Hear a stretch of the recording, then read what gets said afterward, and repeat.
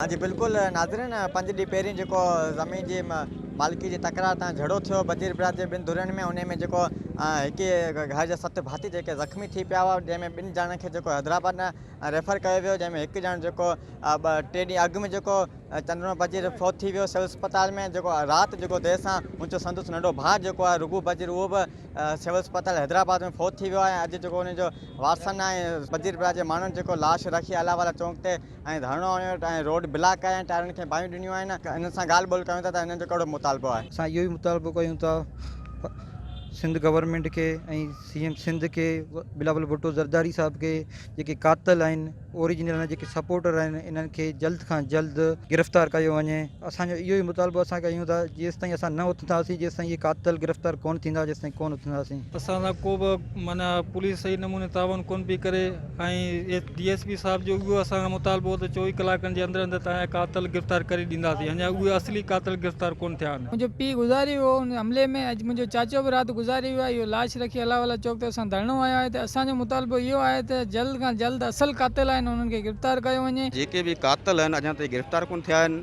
Police जेका उनजी पुछभराई बि करे, पुलिस असांखे उन ॾींहं में असांखे चयो त धरणो तव्हां ख़तमु कयो त असां 24 घंटनि में असां गिरफ़्तारी माना अमल में वठंदासूं।